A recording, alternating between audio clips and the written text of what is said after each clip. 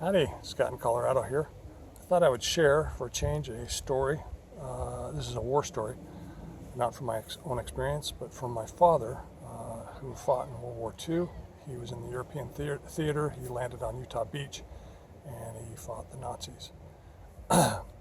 He was in a mortar platoon, a 7-man mortar platoon. This consisted of 2 people that were in the Jeep, and then the 5 mortarmen. Dad carried the mortar base plate, which is a 55-pound steel plate, in his rucksack, and along with all his other gear. Dad was 19 years old. He was drafted into the Army and was supposed to be sent to officer training school or officer candidate school. I don't remember. OCS, I think, is what they called it, officer candidate school. And he got on the train with his marching orders, and he was told, go to OCS, which was in the West. I think it was in California someplace. He was in Utah at the time, and he knew that the train was headed east, not west, when he got on it. He realized that he was being shipped out to the front, and he was going to land on Utah Beach. He was headed to England, and that's where he ultimately headed. That's how he arrived in France. Anyways, most of the time the Jeep was missing, Dad said, and there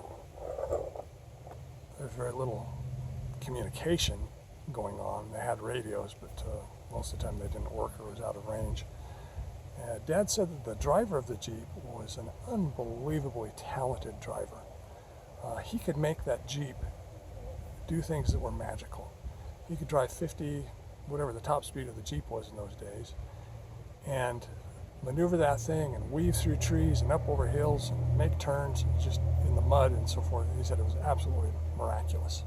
I said, well, how do you learn how to drive so well?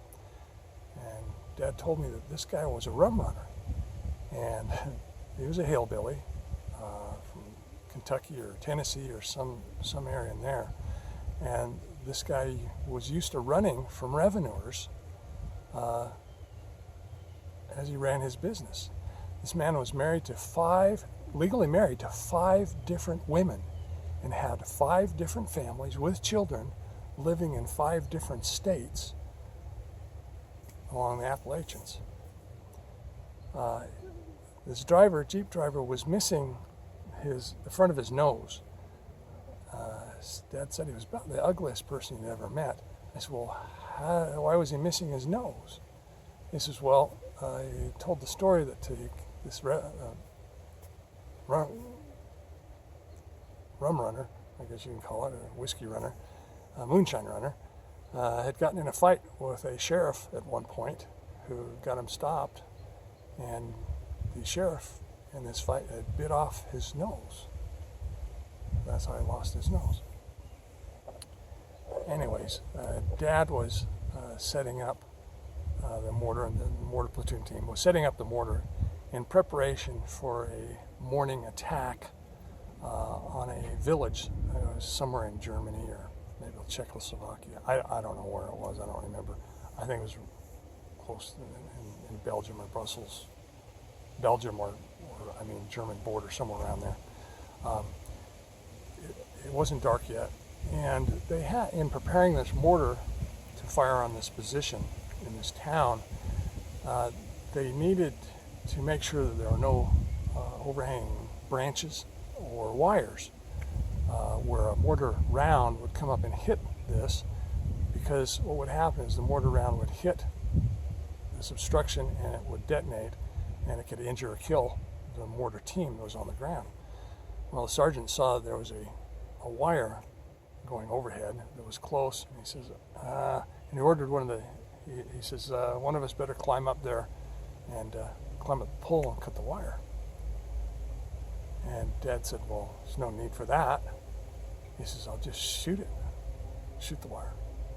And the Dad just walked up. He pulled out he's carrying a 45, a 1911 model 45 Colt semi-automatic pistol on his hip. And these were carried with a flap over. They were carrying a holster with a large flap, and then it buckles down. Dad walked forward, unbuckled it. He pulled out his .45 one-handed, like they did in those days, and shot this just quickly, boom, shot at the wire. The wire separated and fell to the ground. Dad didn't say a word. He just put it back in and put his firearm back in his holster, re-snapped the flap, and walked back to the mortar, which he'd been fiddling with the adjustments on. He said everybody's jaw just dropped. Everybody froze and their mouths just dropped open. And they stood there transfixed for about 10 seconds. Dad says from then on, they all treated him with a little bit more respect. I said, Dad, how the heck did you hit the wire from that distance? He says, Dad, I did it. He says, Scott, I did it as a joke. Says, I was more surprised than anybody else there. He says, but I didn't let on. I just went back to what I was doing. Anyways, that's the story. Dad did not share. I've only got maybe 5 or 6 stories from World War II. Dad was very negatively affected by the war. He was in the Battle of the Bulge in the Ardennes. He was almost captured twice. Had very, very few stories. And he didn't share any of these stories with me. I never heard them until I'd been a cop for several years. And on a couple occasions, we'd been up camping. We'd been up fly fishing up in a remote area. And something happened in law enforcement, or perhaps he was on a ride along with me on a graveyard shift up visiting where I was. And for some reason, maybe an experience that I had or I shared with him prompted a memory in him, and he would share it with me. He would not talk about World War II. He was trying to forget, and he did so quite effectively. He would forget most of the experiences. War is a terrible, terrible thing. Anyways, my grandkids are coming up tomorrow that live up in Wyoming, so maybe I'll be able to videotape some of them.